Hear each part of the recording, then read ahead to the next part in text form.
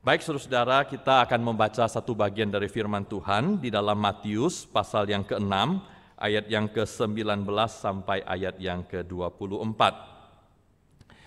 Matius pasal yang ke-6, ayat yang ke-19 hingga ayat yang ke-24. Demikian firman Tuhan. Janganlah mengumpulkan harta bagi dirimu di bumi, di mana ngengat dan karat merusaknya, dan pencuri membongkar serta mencurinya. Namun kumpulkanlah bagimu harta di sorga yang tidak dirusak oleh ngengat dan karat, dan pencuri tidak membongkar serta mencurinya. Sebab di mana hartamu berada, di situ juga hatimu berada. Mata adalah pelita tubuh, jika matamu baik, teranglah seluruh tubuhmu, jika matamu jahat, gelaplah seluruh tubuhmu. Jadi jika terang yang ada padamu itu menjadi gelap, betapa gelapnya kegelapan itu. Tak seorang pun dapat mengabdi kepada dua tuan, sebab ia akan membenci yang seorang dan mengasihi yang lain. Atau ia akan setia kepada yang seorang dan tidak mengindahkan yang lain. Kamu tidak dapat mengabdi kepada Allah dan kepada Mamon. Demikian firman Tuhan. Saudara, pernah tidak saudara membayangkan apa rasanya kalau saudara menjadi orang yang kaya raya? Ya. Mungkin saudara yang duduk di sini berkata, nggak usah dibayangkan, ya. Saya sudah kaya raya mungkin ya. Mungkin ada di sini orang-orang yang kaya, tapi mungkin juga ada orang yang tidak terlalu kaya. Tapi saudara coba bayangkan, pernah nggak saudara membayangkan jadi orang yang kaya raya? Mungkin yang sudah kaya, lebih kaya lagi daripada ini ya. Kalau sekarang mungkin punya 10 miliar, bayangkan kalau tiba-tiba saudara punya 100 miliar di dalam hidup saudara. Atau saudara yang punya 100 miliar, bayangkan saudara punya 1 triliun ya, yang saudara punya. Nah, saudara, apa rasanya jadi orang yang kaya raya itu? Apa yang akan berubah di dalam hidup kita? Nah, kalau saudara-saudara, kalau saya mengingat apa kira-kira, kalau saya memikirkan apa sih rasanya jadi orang kaya, saya teringat dengan sebuah kisah tentang seorang pria yang namanya, bisa nggak ini? Nggak jalan ya? Ya, namanya Andrew Jack Whittaker. Nah, saudara, orang ini adalah seorang ayah, seorang suami, dia juga seorang kakek. Jadi kalau saudara lihat fotonya, sebelah kanan itu adalah cucunya, sebelah kiri itu adalah istrinya. Nah, orang ini adalah orang yang sebenarnya hidupnya sudah lumayan. Jadi tahun 2002 saja kalau dihitung total asetnya, dia punya 17 juta US dollar. Asetnya itu kalau digabungin, dihitung kira-kira ada 17 juta US dollar. Cukup banyak pada waktu itu, hidupnya berkecukupan, bahkan boleh dikatakan berkelimpahan. Dia bukan hanya orang kaya, tetapi dia juga orang yang sangat mengasihi keluarganya, dan dia juga sangat mengasihi Tuhan di dalam hidupnya. Dia sering pergi ke gereja, dia rutin ke gereja, kalau hari Minggu dia bawa istrinya, anaknya, cucunya, sama-sama ke gereja untuk beribadah dan menyembah Tuhan.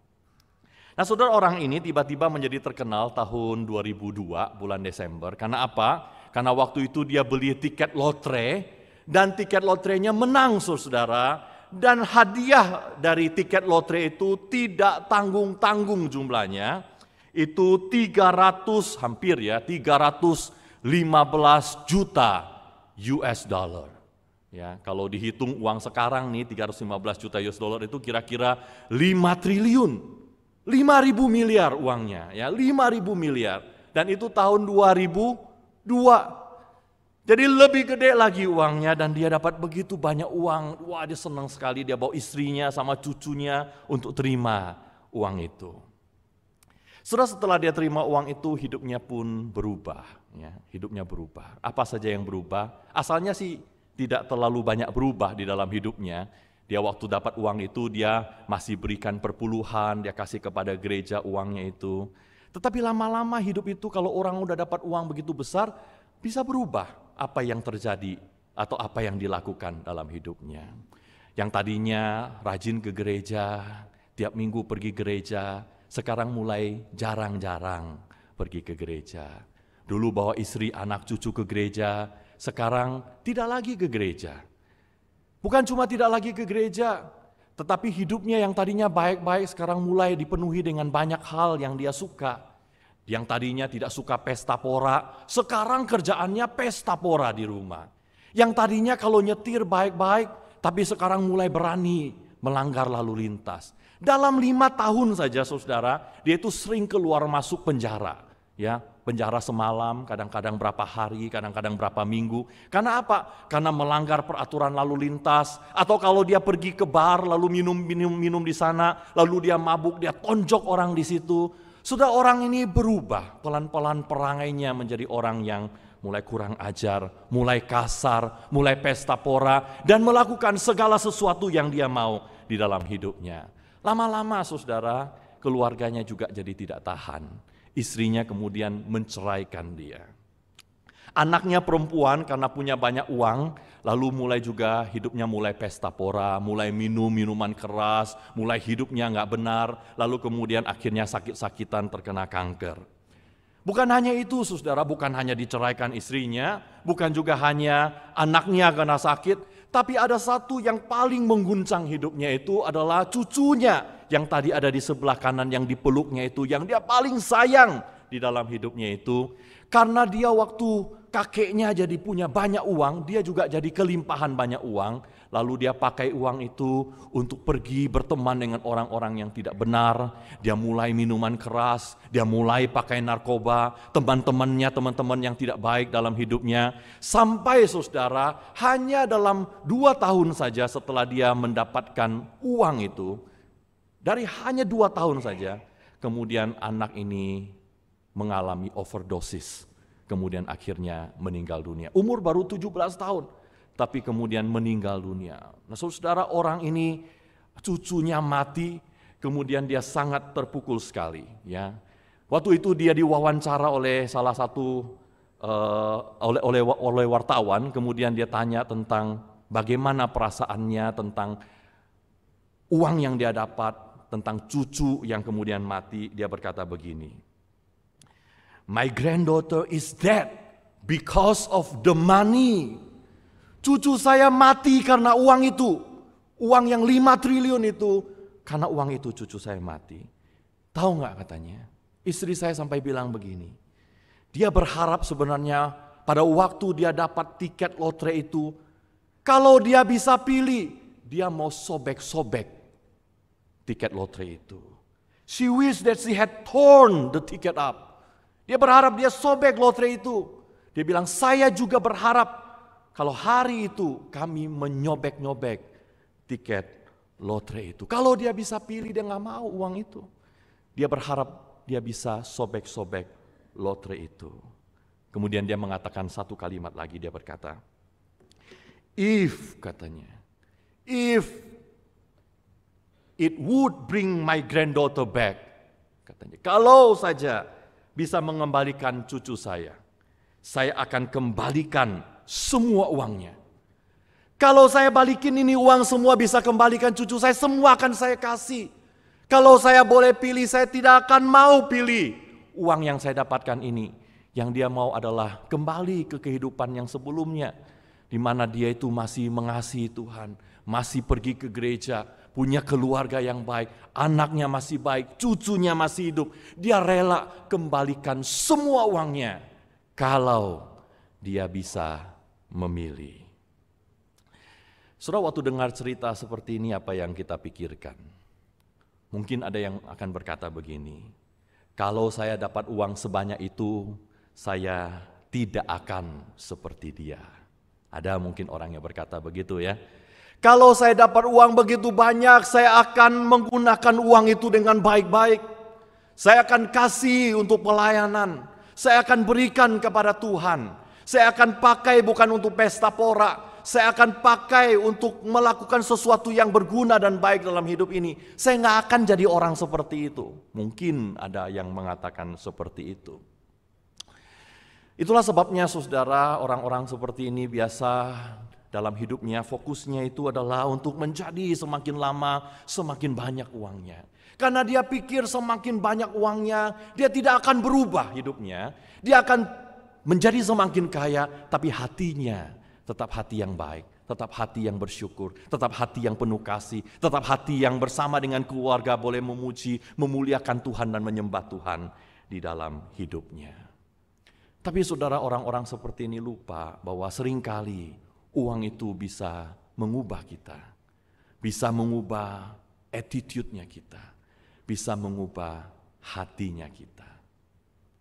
Saudara, Jack Whittaker itu berkata, kalau dia bisa pilih, dia pilih nggak mau uangnya, dia pilih kembali ke kehidupan yang nggak punya banyak uang, tetapi punya keluarga yang baik-baik. Saudara, dalam hidup ini kalau berhubungan dengan uang, itulah sebabnya Tuhan itu mengajar kepada kita itu untuk berhati-hati dengan uang. Karena kalau kita itu mengelola uang itu seringkali bisa membuat hati kita berubah. Oleh sebab itu saudara, dalam ayat yang kita baca tadi, Yesus mengajar kita tentang bagaimana kita itu harus berhubungan dengan uang, harta kepunyaan kita di dalam hidup kita. Dan menurut Tuhan Yesus, dalam hidup ini kalau kita berhubungan dengan uang, berhubungan dengan apa yang kita punya, kita itu harus memilih di dalam hidup kita. Kita harus pilih saudara. Sama seperti Jack Whittaker itu harus pilih, kita pun harus memilih di dalam kehidupan kita. Nah saudara, apa yang harus kita pilih? Menurut firman Tuhan, setidak-tidaknya ada 3 hal yang harus kita pilih. Apa saja?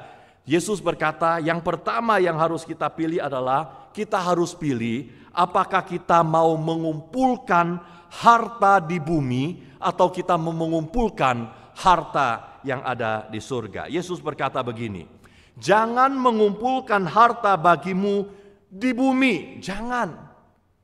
Yang harus kita lakukan apa? Kumpulkanlah bagimu harta yang ada di surga.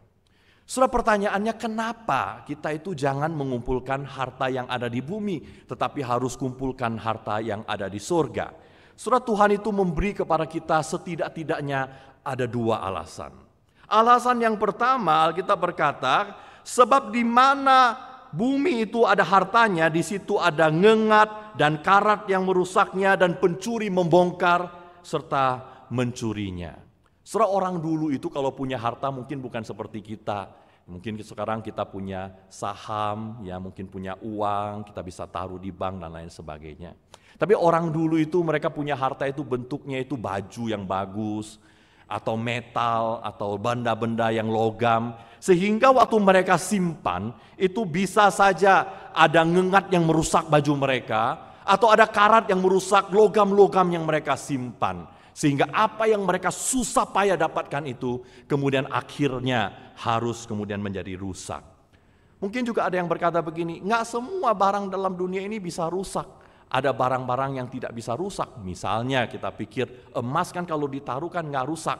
Tapi Alkitab berkata yang tidak rusak pun pencuri itu bisa membongkar dan mencurinya. Saudara, ini peringatan buat kita karena kalau kita lihat kehidupan kita, segala yang kita punya atau hampir semua yang kita punya itu adalah sesuatu yang bisa rusak di dalam hidup ini. Baju betapa bagusnya pun pasti satu hari akan rusak. Mobil betapa mewah pun satu hari pasti akan rusak. Rumah yang begitu besar, begitu bagus interiornya pun satu hari akan menjadi rusak. Kalaupun ada barang yang tidak rusak dalam hidup kita yang kita cari, yang kita bisa simpan, Alkitab berkata pencuri pun bisa bongkar dan mencurinya. Bisa hilang saudara. Dan kalaupun tidak ada pencuri yang bongkar dan mencurinya, tapi satu hari kita akan mati saudara. Dan itu kita akan kehilangan apapun yang kita sudah kumpulkan di dalam hidup ini. Itulah sebabnya Tuhan memperingatkan kita, jangan sampai seumur hidup kita kumpulkan harta yang ada di bumi ini, kita taruh, kita simpan di dalam tempat penyimpanan kita, sampai akhirnya kemudian itu rusak, hilang, atau bahkan kita tidak mendapatkan apa-apa di dalam hidup kita. Tapi Alkitab berkata, kumpulkanlah bagimu harta di surga. Sebab harta yang di surga itu tidak dapat dirusak, tidak dapat dicuri, dan kita tidak akan pernah kehilangan harta yang di surga. Apa itu harta yang ada di surga, saudara-saudara? Harta yang di surga itu adalah apa yang kita kumpulkan dengan ketaatan kita kepada Tuhan. Harta di surga itu adalah apa yang kita kumpulkan dengan kesetiaan kita kepada Tuhan. Pelayanan kita kepada Tuhan. Kasih kita kepada orang-orang yang ada di sekitar kita. Pertolongan kita kepada orang-orang yang membutuhkan yang Tuhan taruh di sekitar kita. Bahkan saudara-saudara, penderitaan kita yang kita alami selama kita mengikut Tuhan, itu semua itu adalah harta yang kita simpan di surga, yang tidak akan rusak, yang tidak akan dicuri, dan tidak akan pernah hilang untuk selama-lamanya. Jadi saudara, jangan kumpulkan harta di bumi karena bisa dirusak. Kumpulkan harta yang di surga yang kekal untuk selama-lamanya. Tapi alasan yang kedua yang diberikan oleh Tuhan itu adalah bahwa bukan hanya harta di bumi itu bisa rusak, tapi Alkitab berkata atau Tuhan Yesus berkata, sebab di mana hartamu berada, di situ juga hatimu berada. Jadi saudara, kalau mau lihat orang itu hatinya ada di mana, saudara lihat dia menaruh hartanya itu ada di mana. Ada orang yang mungkin berkata, saya itu mengasihi Tuhan, hati saya ada pada Tuhan. Tetapi dalam hidupnya, kerjaannya mencari harta yang ada di dalam dunia. Tidak mungkin saudara orang itu punya hati untuk Tuhan. Karena hati kita ada di mana tempat itu, harta kita itu berada.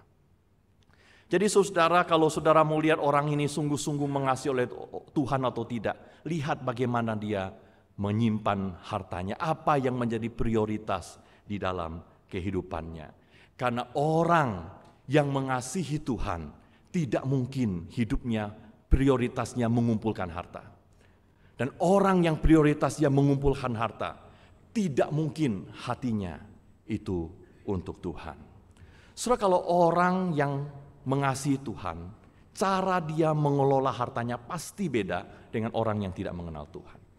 Tapi kalau orang di luar sana cara dia mengelola harta sama persis dengan orang Kristen mengelola harta, berarti orang Kristennya itu adalah orang yang tidak mengenal Tuhan dan tidak percaya kepada Tuhan. Sudah saya kasih dua contoh bahwa harta itu sangat menentukan atau hati kita menentukan sikap kita terhadap harta. Contoh pertama saudara kalau membaca Alkitab pasti pernah mendengar kisah tentang orang muda yang kaya raya. So Yesus berkata, kalau kamu mau hidup selamat, kamu itu jual hartamu, bagikan kepada orang miskin dan ikutlah aku. Alkitab berkata, waktu orang muda itu mendengar perkataan Yesus, apa yang dia lakukan? Maka sedihlah hatinya sebab hartanya itu begitu banyak, lalu dia meninggalkan Yesus. Saudara, dia gak mungkin bisa punya hati untuk Kristus, mengikut Kristus. Kenapa? Karena hartanya begitu banyak, hatinya itu ada pada hartanya. Kalau hati itu ada pada harta, tidak mungkin orang itu hatinya ada pada Kristus. Tapi contoh yang kedua saudara adalah Zakius, seorang yang dulunya begitu cinta dengan harta, mengumpulkan harta di dunia bahkan dengan menipu orang. Tetapi waktu dia ketemu dengan Yesus, dia serahkan hidupnya kepada Tuhan. Apa yang dikatakan? Apa yang dulu kutipu dari orang, semua kukembalikan dan hartanya diberikan kepada orang miskin untuk pekerjaan Tuhan. Saudara, apa yang berbeda? Hatinya berbeda. Dulu mencintai dunia, dulu mencintai segala yang ada di dalam dunia ini. Sekarang mencintai Tuhan, maka dia rela untuk memberikan segala-galanya untuk pekerjaan Tuhan dan orang-orang yang dikasihi. Saudara, di mana hati kita berada, di situ harta kita juga ada. Di mana harta kita taruh, di situ juga ada hati kita. Itu yang pertama saudara. Kita perlu pilih, kita mau kumpulkan harta di surga atau harta di bumi. Tapi ada hal kedua yang kita perlu pilih saudara.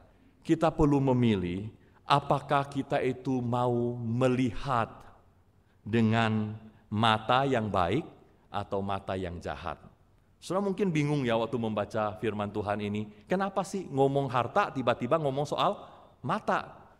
Tapi saudara, kalau kita membaca ayat yang dikatakan oleh Tuhan Yesus ini, Yesus berkata begini, mata itu adalah pelita tubuh, jika matamu baik, teranglah seluruh tubuhmu, jika matamu jahat, gelaplah seluruh tubuhmu. Jadi jika terang yang ada padamu itu menjadi gelap, betapa gelapnya kegelapan itu. Nah saudara, di dalam bahasa Indonesia memang diterjemahkan jika matamu baik. Tapi di dalam bahasa aslinya itu, kata baik itu sebenarnya arti yang lebih literal itu adalah single. Ya, single. Satu tujuannya, satu fokusnya. Makanya saya kasih gambar, matanya ada dua, pupilnya ada dua, bisa melihat double. Ya. Karena mata yang baik itu adalah mata yang satu fokusnya, satu tujuannya. Kalau lihat itu tidak double, maka itu disebut mata yang baik. Nah saudara, mata ini penting sekali pada waktu kita di dalam kehidupan ini melihat apa yang ada di dalam dunia ini. Saudara, mata yang baik itu adalah mata yang melihat kepada apa yang kekal, apa yang ada di surga itu. Tapi mata yang jahat itu adalah mata yang sebenarnya pengen lihat surga, sebenarnya pengen lihat kerajaan Tuhan, sebenarnya pengen melihat apa yang Tuhan kerjakan, tapi satu lagi dia pengen lihat apa yang ada di dalam dunia ini. Nah saudara, waktu kita melihat apa yang ada di dalam dunia ini, kita itu melihat di dalamnya ada berbagai-bagai macam kegelapan, sehingga hati kita menjadi gelap. Saudara, mata yang jahat itu di dalam Alkitab itu seringkali itu untuk menggambarkan mata yang penuh dengan kerakusan, penuh dengan iri hati, penuh dengan kedengkian. Karena dia melihat apa yang orang lain punya dan apa yang dia tidak punya. Dia terus melihat apa yang berkilau-kilauan di dalam dunia ini. Sehingga pada waktu dia lihat itu, dia tidak lagi lihat ke atas. Dia tidak lagi lihat ke surga. Dia tidak lagi lihat apa yang Tuhan sediakan bagi dia di dalam kehidupannya. Salah satu contoh yang sangat terkenal sekali adalah kisah tentang Saul dan Daud pada waktu mereka kembali dari peperangan. Saudara, kalau ingat ceritanya, satu kali Saul dan Daud kembali dari peperangan. Lalu kemudian waktu mereka masuk ke kota, ada banyak orang menyambut mereka. Lalu ada perempuan-perempuan yang menyanyi. Mereka menyanyi begini. Saul mengalahkan beribu-ribu musuh, tetapi Daud berlaksa-laksa. Saul mengalahkan beribu-ribu musuh, tetapi Daud berlaksa-laksa. Saul itu dikatakan mengalahkan beribu-ribu musuh, tetapi Daud berpuluh-puluh ribu musuh. Maka hatinya Saul menjadi marah sekali. Yang tadinya hatinya baik, lalu sekarang tiba-tiba hatinya menjadi begitu marah. Kenapa? Karena dia melihat ya apa yang dilakukan oleh orang-orang itu. Ya bahwa Daud itu dipuji-puji orang dan dia satu hari mungkin akan mendapatkan kerajaan Israel itu. Maka hatinya menjadi begitu marah. Alkitab berkata, sejak hari itu Saul menjadi dengki dengan Daud. Nah, saudara, kata dengki itu dalam bahasa aslinya itu artinya Saul melihat Daud dengan mata yang jahat. Terus hatinya tadinya baik-baik, bersih, terang. Tapi begitu dia melihat dalam hidup ini ada yang punya lebih bagus dari dia, hatinya menjadi gelap, saudara-saudara. Pernah gak merasa seperti itu dalam hidup saudara? Sebenarnya hatinya sih senang-senang, baik-baik. Tapi begitu lihat ada orang yang punya lebih banyak dari kita, hati kita mulai tidak senang. Tetangga kita punya sesuatu yang lebih mahal dari kita mulai hatinya kurang sejahtera. Kita bilang begini, padahal dia itu dulu satu kampung sama saya. Kita datang dari tempat yang sama, dulu mainnya sama-sama. Waktu sekolah juga sekolahnya sama, kuliahnya tempatnya sama. Tapi kenapa dia bisa dapat yang lebih bagus, lebih hebat dari saya? Maka hati kita yang tadinya baik, lalu tiba-tiba penuh dengan kegelapan, penuh dengan kerakusan, penuh dengan iri hati dan dengki. Itulah sebabnya Alkitab berkata, kalau matamu jahat, maka gelaplah hatimu dan seluruh hidupmu. Karena waktu kita melihat sesuatu yang ada di dalam dunia ini, apa yang kita punya, apa yang kita tidak punya, apa yang orang lain punya, yang kita tidak punya, maka hati kita dipenuhi dengan berbagai-bagai kegelapan, berbagai-bagai dosa. Tapi kalau matamu baik, kata Alkitab, teranglah seluruh tubuhmu. Itulah sebabnya saudara, kalau saudara membaca Matius pasal 6 yang tadi kita barusan baca, kalau dilanjutkan, saudara akan membaca di sana Yesus kemudian berkata begini, pandanglah burung-burung yang ada di langit, mereka tidak menabur, tetapi diberi makan. Perhatikanlah katanya, bunga yang ada di ladang, walaupun mereka itu tidak melakukan apa-apa, tetapi keindahan mereka itu lebih daripada keindahan jubah-jubahnya Salomo. Saudara melihat dan memandang, itu pakai mata. Maka Tuhan kasih tahu, kalau saudara melihat, saudara mau pandang, apa yang saudara mesti pandang? Bukan memandang apa yang ada di dalam dunia ini untuk menginginkannya, tetapi memandang untuk melihat pekerjaan Tuhan dan karya Tuhan di dalam kehidupan kita. Waktu kita lihat burung, pada waktu kita lihat bunga, kita lihat bagaimana Tuhan memelihara kehidupan kita. Maka kita punya hati untuk percaya kepada Tuhan, mempercayakan hidup kita kepada Tuhan. Dan itulah sebabnya baru kita bisa dalam hati ini punya kedamaian. Kita tidak lagi pusing apa yang ada di dalam dunia ini, apa yang kita punya dan apa yang kita tidak punya. Itu yang kedua, saudara, kita perlu melihat. Kita perlu memilih untuk melihat dengan hati, dengan mata yang baik atau mata yang jahat. Yang ketiga, saudara, kita juga perlu memilih untuk melayani dan mengasihi Tuhan atau mengasihi dan melayani dunia. Saudara, Yesus berkata begini, tidak ada seorang pun yang dapat mengabdi kepada dua tuan. Sebab apa? Sebab dia akan benci yang satu dan mengasihi yang lain. Dia akan setia kepada yang satu dan mengasihi yang lain. Tidak dapat seseorang itu mengabdi kepada Allah dan kepada Mamon. Kita mesti pilih, saudara, dalam hidup kita kepada siapa kita melayani dan mengasihi. Saudara, Mamon itu apa? Mamon itu bukan hanya sekedar uang, tetapi segala sesuatu yang kita punya.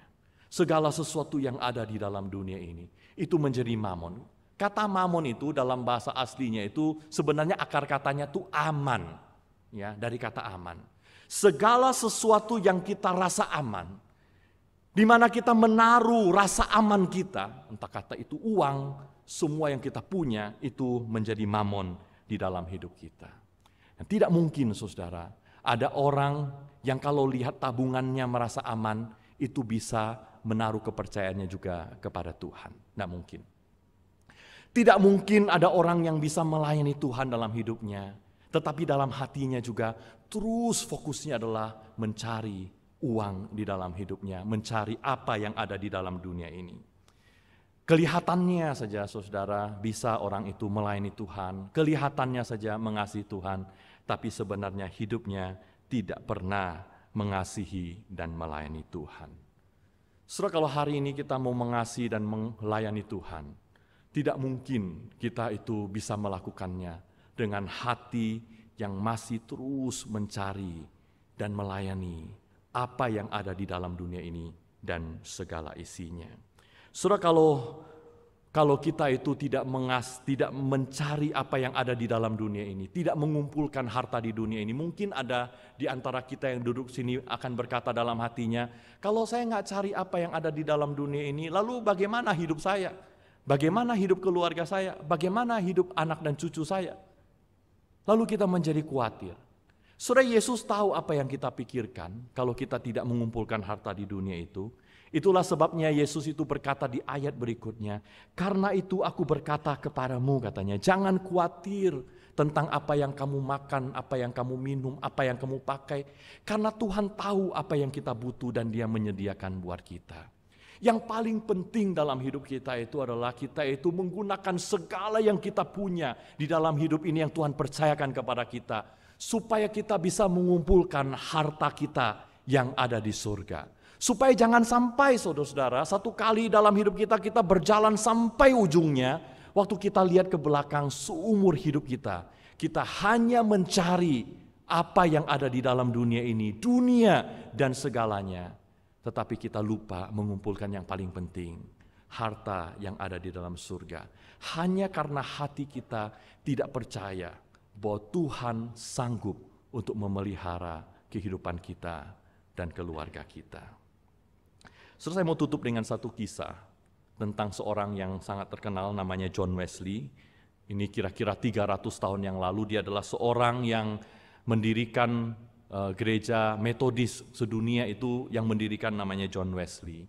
Nah saudara, John Wesley ini seorang pengkhotbah yang luar biasa, dia dipakai Tuhan dengan sangat luar biasa. Tapi waktu dia lahir, saudara, dia lahir dari sebuah keluarga yang sangat miskin, keluarga seorang pendeta. Ya, 300 tahun yang lalu dari keluarga pendeta miskin, saudara. Ya, lahir dari keluarga miskin, anak pendeta, tidak punya apa-apa, hidupnya susah, makannya susah, segala sesuatu tidak punya. Nah, kalau saudara pernah hidup susah, pernah hidup miskin dari kecil, maka biasanya orang-orang seperti itu dalam hati itu punya satu keinginan. Keinginannya apa? Kalau besar pengen jadi, kalau kecilnya miskin, kalau besar pengen jadi orang kaya. Gitu kan ya? Kecil miskin, masa gedenya miskin lagi. Jadi dia juga sama. Waktu dia kecil dia miskin, dia besar dia pengen jadi orang kaya.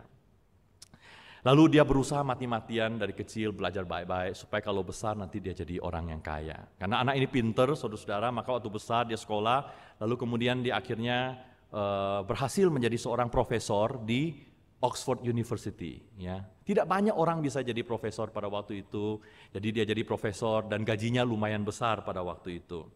Dia jadi profesor itu dikasih uang 30 pound sterling. Nah sekarang kecil ya 30 pound sterling. Tapi 300 tahun yang lalu, 30 pound sterling 1 tahun itu cukup besar. Dia bisa hidup enak, dia bisa hidup mewah, hidup agak sedikit foya-foya bisa. Ya, beli barang yang dia suka juga bisa. Maka dia pakai uang itu untuk memenuhi apa yang dia suka. Punya uang saya mau pakai apa, suka-suka saya. Kan biasa begitu ya, kalau orang udah susah payah kerja, ini uang saya mau pakai buat apa saja, suka-suka saya. Dia juga seperti itu. Kemudian dia pakai uangnya buat macam-macam, dia beli makanan enak, beli baju bagus. Tapi ada satu yang dia suka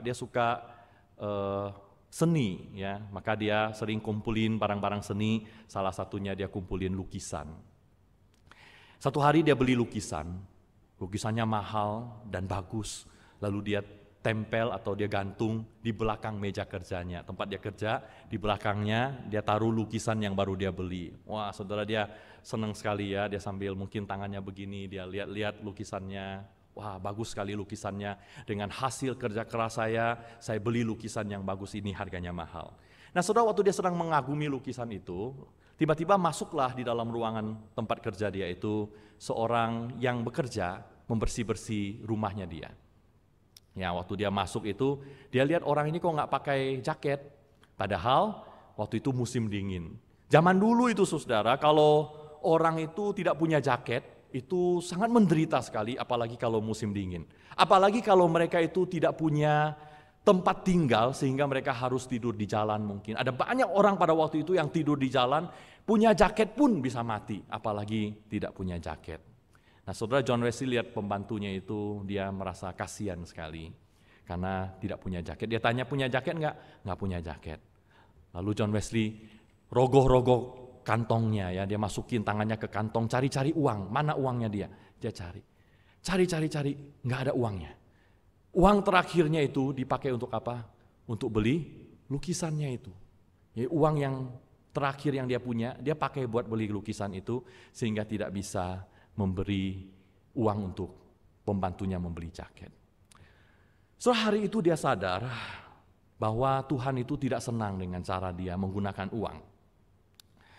Maka hari itu, tahun 1721, dia bertekad di hadapan Tuhan. Dia tidak mau kumpulkan uang di dalam dunia ini hanya untuk kesenangannya dia sendiri saja. Dia mau pakai uang itu untuk menyenangkan Tuhan, untuk mengumpulkan harta yang ada di surga itu. Maka dia hitunglah keperluan dia itu 1 tahun berapa. Hitung, ternyata 1 tahun untuk makan, minum, tempat tinggal, pakaian dan sebagainya, dia butuh 28 pound sterling. Ya, dia menghasilkan setahun 30. Dia pakai 28. Masih sisa 2 pound sterling. Nah 2 pound sterling itu di tahun pertama dia pakai untuk pekerjaan Tuhan, untuk gereja, untuk kasih kepada orang miskin dan lain sebagainya. Tahun berikutnya dia diberkati Tuhan sehingga gajinya naik. Ya, naik 100%, dari 30 pound sterling jadi 60 pound sterling.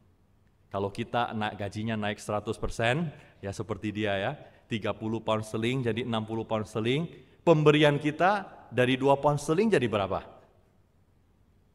Naik 100% juga kan ya?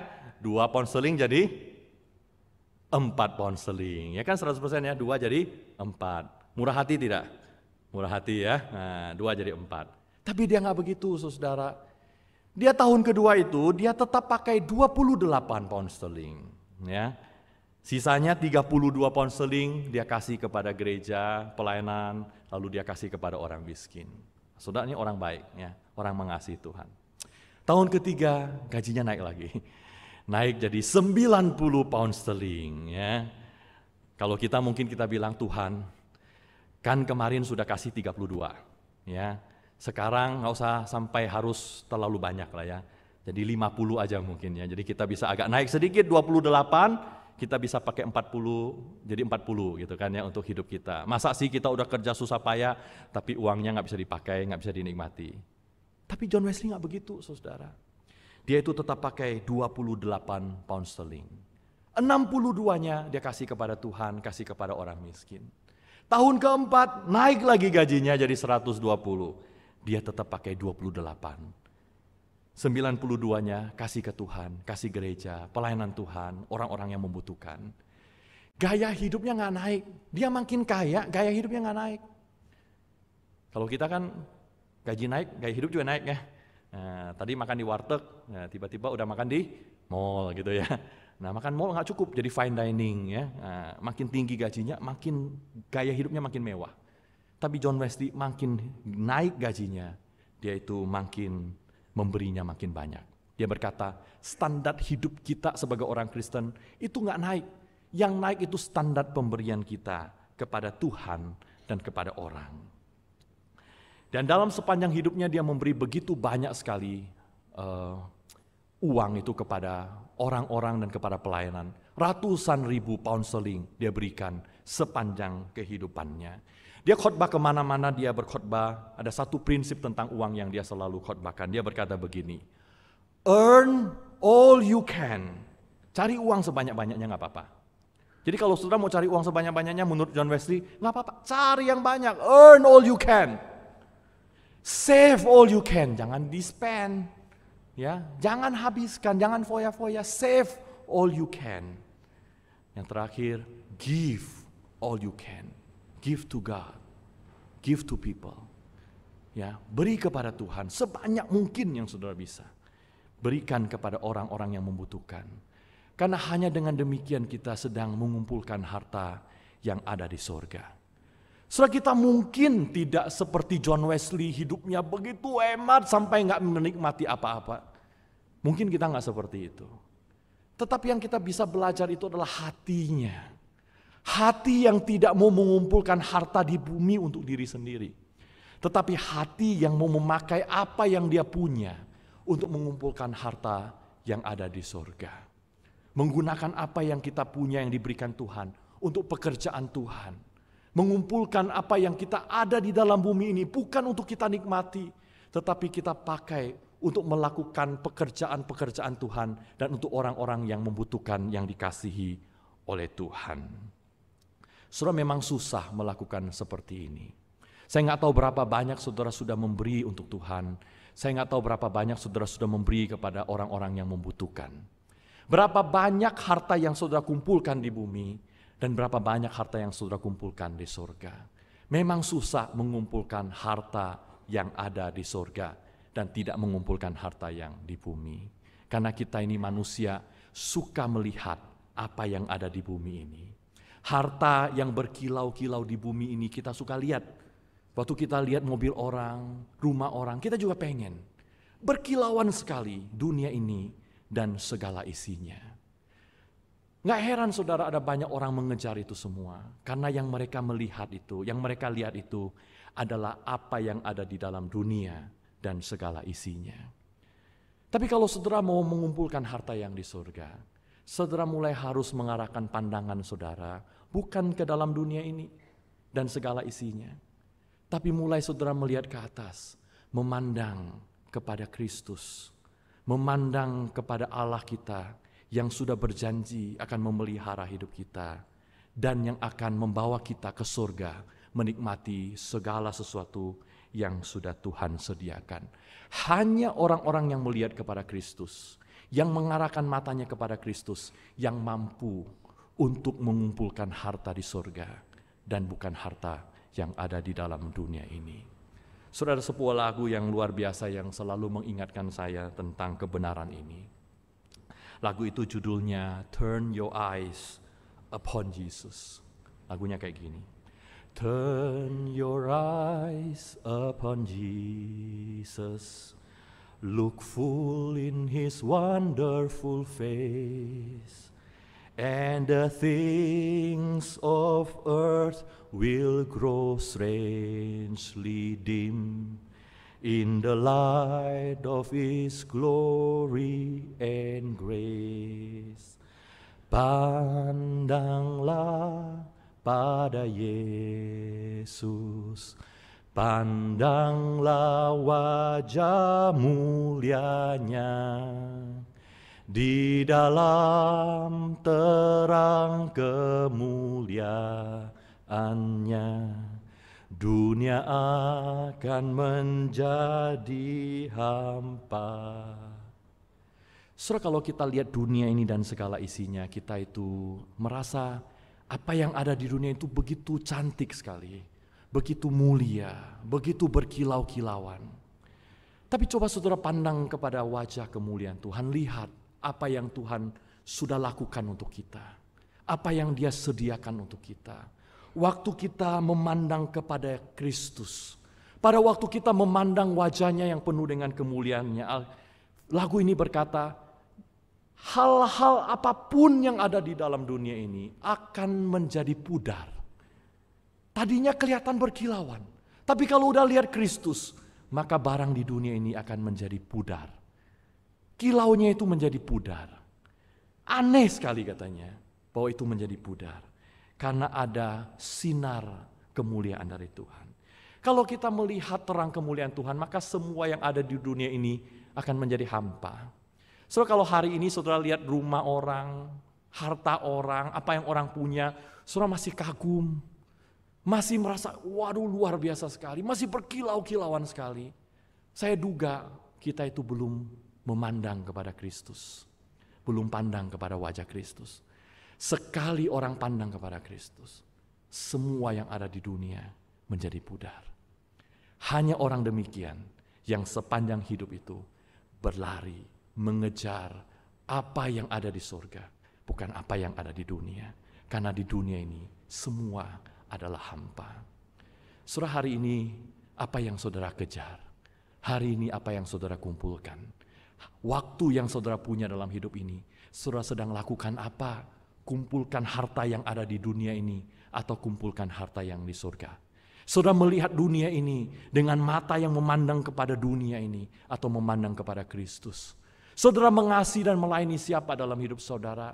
Melayani mamon, dunia ini dan segala isinya, atau melayani Tuhan yang sudah berjanji memelihara kehidupan kita?